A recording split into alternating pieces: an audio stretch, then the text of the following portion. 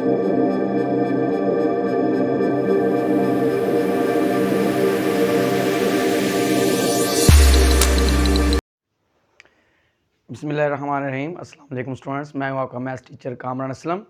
आज हम exercise start कर रहे हैं। रिव्यू एक्सरसाइज है चैप्टर नंबर 3 की। इसका क्वेश्चन नंबर 2 है। इसका फर्स्ट पार्ट है define ratio and give one example. Ratio की डेफिनेशन क्या है हमारे पास? The comparison between two alike quantities is called ratio. दो एक जैसी क्वांटिटीज का जो कंपैरिजन, जो मुआवजा हम करवाते हैं, उसको हम क्या कहते हैं? रेशियो कहते हैं। फॉर एग्जाम्पल, इसकी एग्जाम्पल है, एक हॉकी टीम है, वो 4 मैचेस, जो टोटल 9 मैचेस वो खेलती है, 4 विन करती है और 5 जो है वो लूज़ करती है। तो उसकी रेशियो क्या आ जाएगी? 4:5। नेक्स्ट है सेकंड पार्ट है बेटा जी, इसमें क्या है? Define proportion. प्रोपोर्शन क्या है हमारे पास? The equality of 2 ratios is called proportion. Proportion को हम डिनोट करते हैं 4 डॉट से, रेशियो को डिनोट करते हैं 2 डॉट से। तो ये पीछे हम 3.1 में ये डेफिनेशन पढ़ भी चुके हैं, दोबारा रिपीट हो रही हैं। A/B प्रोपोर्शन, C/D प्रोपोर्शन को हम इक्वल भी लिख सकते हैं। तो ये बड़ा क्वेश्चन नंबर 2 फर्स्ट और सेकंड पार्ट हो गया। चलते हैं बेटा जी थर्ड पार्ट की तरफ। जी स्टूडेंट, क्वेश्चन नंबर 2 इसका थर्ड पार्ट है define direct variation. Direct variation क्या है हमारे पास? A variation in which increase in one quantity increase the other, यानी एक क्वांटिटी के बढ़ने से दूसरी बढ़े, एंड वाइस वर्सा, और कम होने से कम हो। For example, faster the speed of a car longer the distance it covers. जितनी स्पीड ज़्यादा होगी उतनी जल्दी ये फासला कवर करेगी। Smaller the radius of the circle, जितना सर्कल छोटा होगा, स्मॉलर इट्स सर्कमफेरेंस, इसका सर्कमफेरेंस भी उतना ही कम होगा। जितना सर्कल का जो रेडियस है वो कम होगा, उतना ही उसका सर्कमफेरेंस कम होगा, और जितना सर्कल का रेडियस ज़्यादा होगा उतना ही उसका सर्कमफेरेंस भी ज़्यादा होगा। तो नेक्स्ट हमारे पास define inverse variation, question number 2 का फोर्थ पार्ट है। A variation in which increase in one quantity decrease the other and vice versa, यानी एक क्वांटिटी के बढ़ने से दूसरी कम हो। फॉर एग्जांपल, ये दो क्वांटिटीज है हमारे पास y और x, इनका रिलेशन क्या है? इनवर्स रिलेशन है, इनका इनवर्स वेरिएशन है। तो y is inversely proportional to x। तो ये एक क्वांटिटी के बढ़ने से दूसरी क्या होगी? कम होगी, और कम होने से बढ़ेगी। वाइस वर्सा का मतलब यही है कि एक क्वांटिटी के बढ़ने से दूसरी कम होगी और कम होने से बढ़ेगी। तो ये बेटा जी क्वेश्चन नंबर 2 इसके फोर्थ पार्ट हो गए। चलते हैं बेटा जी नेक्स्ट पार्ट की तरफ। जी student, question number 2 fifth part है। इफ़ A/B डिफाइन, हमारे पास क्या करना है हमने? State componendo dividendo theorem. If, इसको कैसे हमारे पास आएगा? ये आंसर है हमारे पास, if A/B is equal to C/D, then componendo dividendo theorem is A+B over A-B is equal to C+D over C-D।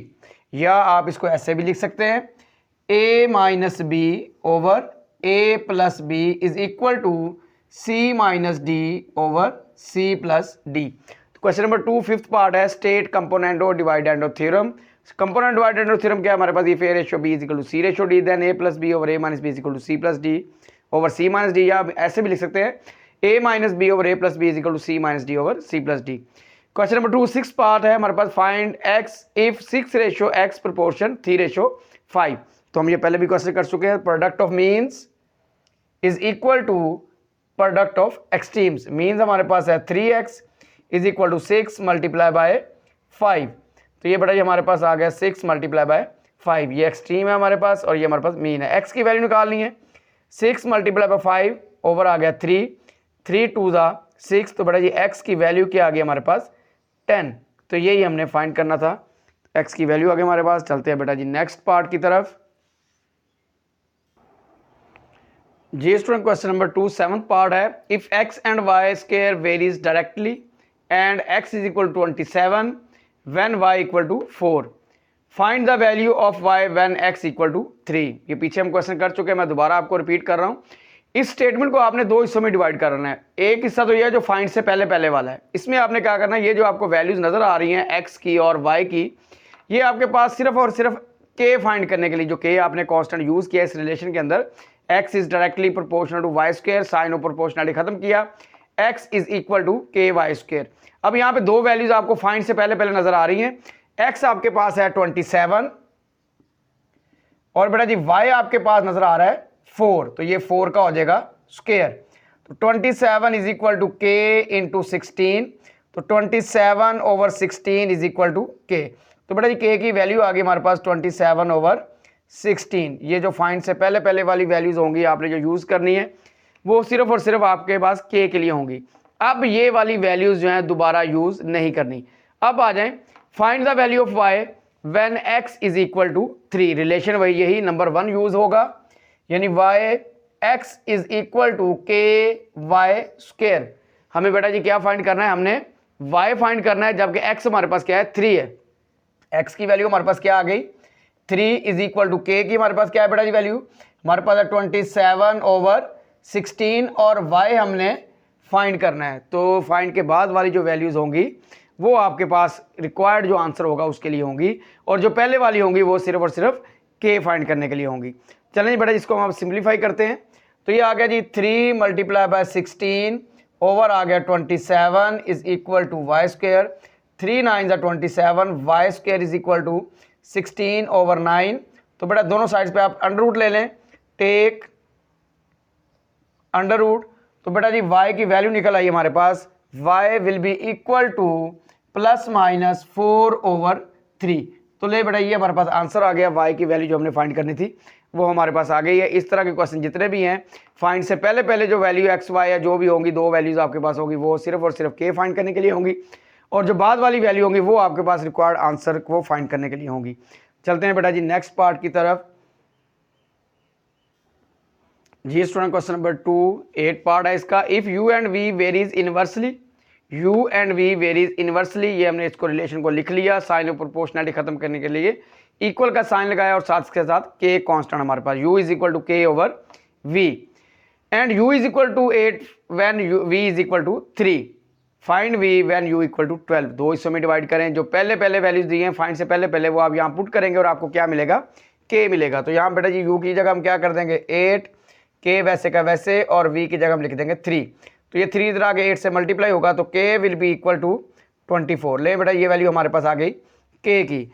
अब नेक्स्ट हमारे पास क्या है, कहता find v when u is equal to 12।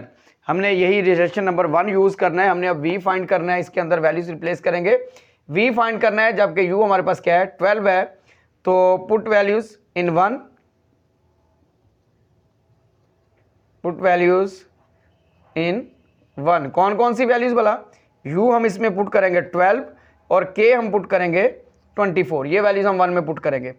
अब u हमारे पास क्या है बेटा, ये हमारे पास है 12 और k हमारे पास क्या है, k हमारे पास है 24 और v हमने फाइंड करना है। तो चलें जी यहाँ पे हमने v फाइंड करना है, तो इसको हम साइड पे करेंगे, इनकी जगह चेंज कर लेते हैं हम। v इज इक्वल टू 24/12, 12 2 ज़ा 24। तो बेटा जी v की वैल्यू क्या आ गई हमारे पास 2 आ गई। तो ये हमारे पास आंसर। डायरेक्ट इन्वर्स के बेटा जितने भी क्वेश्चन हैं फाइंड से पहले पहले जो आपको वैल्यूज होंगी वो सिर्फ और सिर्फ k फाइंड करने के लिए होंगी, और जो बाद वाली वैल्यूज होंगी वो आपके रिक्वायर्ड आंसर के लिए होंगी। चलते हैं बेटा जी नेक्स्ट पार्ट की तरफ। जी स्टूडेंट क्वेश्चन नंबर 2 9 पार्ट है हमारे पास। Find the fourth proportion to 8 7 and 6। तो हम लेट कर आंसर इसका let x be the fourth proportion. x हमारे पास क्या है फोर्थ प्रोपोर्शन, हम इसको लिख लेंगे 8 7 6, और चौथे नंबर पे हमारे पास क्या है x है। इसको हम इन प्रोपोर्शन फॉर्म में लिखते हैं 8:7 प्रोपोर्शन 6:x। अब इसको सॉल्व करते हैं। Product of extremes is equal to product of means. अब एक्सट्रीम्स हमारे पास कौन कौन से हैं, एक 8 है और दूसरा x, तो ये आ जाएगा 8 × x। मीन हमारे पास क्या है 7 और 6, 7 × 6, then x will be equal to 7 × 6 over आ गया हमारे पास 8। 2 4 ज़ा 8, 2 3 ज़ा 6। तो बेटा जी x हमारे पास क्या आ गया 21/4। ये हमारा आंसर हो गया। तो क्वेश्चन नंबर 2 बेटा जी इसका 9th पार्ट हमारा सॉल्व हो गया। चलते हैं बेटा जी नेक्स्ट पार्ट की तरफ। जी स्टूडेंट क्वेश्चन नंबर 2 इसका 10th पार्ट है। Find mean proportion to 16 and 49। हम लेट कर देते हैं let x be the mean proportion. अब मीन का मतलब होता है सेंटर, तो हम इसको सेंटर में लिखेंगे 16 और 49 के, 16, x, 49। अब इसको हम प्रोपोर्शन फॉर्म में लिखेंगे, तो प्रोपोर्शन के लिए 4 वैल्यूज़ का होना ज़रूरी है। तो इसमें आप क्या करेंगे, जो सेंटर वाली वैल्यू चाहे वो x है जो भी है उसको आप 2 दफ़ा लिखेंगे। तो ये आ गया 16:x प्रोपोर्शन x:49। तो ये प्रोपोर्शन फॉर्म में आ गया, तो हम पढ़ सकते हैं, ये कर सकते हैं product of means is equal to product of extremes. Means हमारे पास x है, जब x से मल्टीप्लाई होगा तो x² is equal to 16 × 49। Take under root, यहाँ पे आप क्या करें अंडर रूट ले लें, x will be equal to 16 multiply by 49 और ये इसका under root plus minus x is equal to plus minus 4 multiply by 7।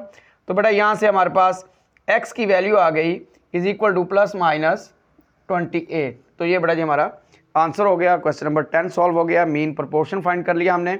चलते हैं बेटा जी नेक्स्ट पार्ट की तरफ। जी स्टूडेंट क्वेश्चन नंबर 2 11 पार्ट है। Find a third proportion to 28 and 4।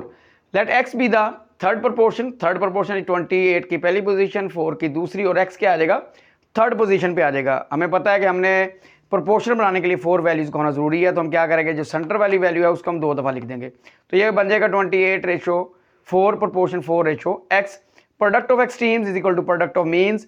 Extreme हमारे पास क्या है 28 है और x है, तो ये बन जाएगा 28 मल्टीप्लाई बाय x। मीन हमारे पास 4 है, तो ये बन जाएगा 4 multiply by 4। x will be equal to 4 multiply by 4 over 28। तो चलिए जी बेटा यहाँ से आप कैंसिल कर दें, 4 1 4, 4 7 28। तो x की वैल्यू बेटा जी आ गई हमारे पास 4/7। तो ये बेटा जी इसमें थर्ड प्रोपोर्शन हमने फाइंड कर लिया है। क्वेश्चन नंबर 2 इसका पार्ट नंबर है 11। चलते हैं बेटा जी थर्ड पार्ट की तरफ, नेक्स्ट पार्ट की तरफ। जी स्टूडेंट क्वेश्चन नंबर 2 इसका 12 पार्ट है। y is jointly proportional to x square over z and y equal to 28 when x equal to 7 z equal to 2 then find y। अब हमने उसी तरह से फाइंड से पहले जो वैल्यूज आपको दी है y की, x की और z की, ये किस लिए, ताकि आप k फाइंड कर लें। ये वैल्यूज मैंने यहाँ पे रिप्लेस की हैं। सबसे पहले आपका जो रिलेशन है यहाँ पे साइन ऑफ प्रोपोर्शनलिटी खत्म करके हमने इक्वल का साइन लगाया, उसके साथ के कांस्टेंट लगाया, तो हमारे पास रिलेशन बन गया y इज इक्वल टू के एक्स स्क्वायर ओवर z। यहाँ पे वैल्यूज रिप्लेस करेंगे y की, x की और z की। y की वैल्यू 28, x की वैल्यू 7, ये स्क्वायर हो जाएगा, और z की वैल्यू 2 इस साइड पे आके मल्टीप्लाई होगा। 28 multiply by 2 is equal to k, 7 का स्क्वायर 49 भी इधर आके डिवाइड हो जाएगा। ये हमारे पास k सेपरेट हो गया। यहाँ पे सिंप्लीफिकेशन है, 7 4 28, 7 7 49। तो बेटा जी k की वैल्यू आ गई हमारे पास 8/7। ये k की वैल्यू निकल आई हमारे पास। अब नेक्स्ट हम देखते हैं, यहाँ पे आप बच्चे कंफ्यूज हो जाते हैं, फाइंड y। अब उसने हमें y फाइंड करने के लिए कह दिया, लेकिन आगे वैल्यूज नहीं दी तो कोई मसला नहीं, आप रिलेशन 1 को यूज करें। रिलेशन 1 क्या है हमारे पास, y इज इक्वल टू के एक्स स्क्वायर ओवर z। अब यहाँ पे आप क्या करेंगे, अगर आपके पास कोई वैल्यू, तो k की तो वैल्यू है हमारे पास, तो यहाँ पे हम सिंपल k की वैल्यू रिप्लेस कर देंगे 8/7 एक्स स्क्वायर ओवर z। तो बेटा ये एक y की वैल्यू आ गई 8x स्क्वायर ओवर 7z। ये हमारे पास आंसर हो गया। ये इसके लास्ट जो 3 पार्ट्स है बिल्कुल इसी तरह से ही हैं, तो ये बड़ा कंफ्यूज नहीं होना। अगर आपके पास फाइंड के बाद जो वैल्यू कोई नहीं दी, तो आपने सिंपल k की वैल्यू रिप्लेस करके आंसर निकाल देना है। चलते हैं बेटा जी नेक्स्ट पार्ट की तरफ। जी स्टूडेंट क्वेश्चन नंबर 2 13 पार्ट है। z is directly proportional to x y and z is equal to 36 when x equal to y is equal to 3। Find z। Find से पहले की जो वैल्यूज है हमारे पास वो किस लिए है, वो इस k के लिए है जो हमने रिलेशन में यहाँ पे साइन प्रोपोर्शनलिटी हटा के लगाया है। z इज इक्वल टू के एक्स वाई, नंबर 1 रिलेशन बन गया हमारे पास। यहाँ पे हम z की वैल्यू 36, x की 2, y की 3 रिप्लेस करेंगे। ये हमने वैल्यूज यहाँ पे रिप्लेस कर दी, और यहाँ से हमारे पास k की वैल्यू निकल आई है। k की वैल्यू बेटा जी आ गई हमारे पास 6 6 36। k की वैल्यू क्या आ गई हमारे पास 6। अब वो नेक्स्ट हमें कहता है फाइंड z फाइंड करने के लिए कहता है, लेकिन आगे वैल्यूज नहीं देता। ठीक है, ना दे, हम क्या करेंगे, फर्स्ट रिलेशन यूज करेंगे, z इज इक्वल टू के एक्स वाई। यहाँ पे हमारे पास सिर्फ और सिर्फ k की वैल्यू है, तो हम यहाँ पे लिख देते हैं, तो z is equal to 6xy। तो ये बेटा जी हमारे पास z की वैल्यू आ गई। तो ये पार्ट नंबर 13 आपका सॉल्व हो गया। चलते हैं बेटा लास्ट पार्ट की तरफ, पार्ट नंबर 14 है। जी स्टूडेंट क्वेश्चन नंबर 2 इसका 14 पार्ट है। If w is inversely proportional to v square and w equal to when v equal to 3 then find w। अब फाइंड से पहले वाली वैल्यूज देखें आप। सबसे पहले रिलेशन को हम चेंज करते हैं, इसमें साइन ऑफ प्रोपोर्शनली खत्म किया, w is equal to k over v square आ गया। ये हमारे पास एक रिलेशन बन गया नंबर 1। इसमें हम रिप्लेसमेंट करेंगे। अब हमें यहाँ पे w की वैल्यू दी है 2 लिख दी, और v की वैल्यू दी हुई है हमारे पास यहाँ पे 3, वो भी हमने पुट कर दी है। तो यहाँ पे आ गया 2 is equal to k over 9। ये 9 2 से मल्टीप्लाई होगा, तो k की वैल्यू बेटा जी हमारे पास क्या आ गई 18। फाइंड से जो पहले वाली वैल्यू होती है वो सिर्फ और सिर्फ आपके पास k फाइंड करने के लिए होती है। नेक्स्ट वो कहता है फाइंड w, लेकिन आगे वैल्यूज नहीं दे रहा, तो कोई बात नहीं, आप जस्ट यहाँ पे k की वैल्यू रिप्लेस कर दे 1 के अंदर, तो आपका आंसर आ जाएगा। ये w is equal to 18 over v square. तो ये बेटा जी आपके पास w की वैल्यू आ गई। तो ये बेटा जी exercise chapter number 3 review exercise हमारे पास कंप्लीट हो गई है। ओके बेटा जी, अल्लाह हाफिज़।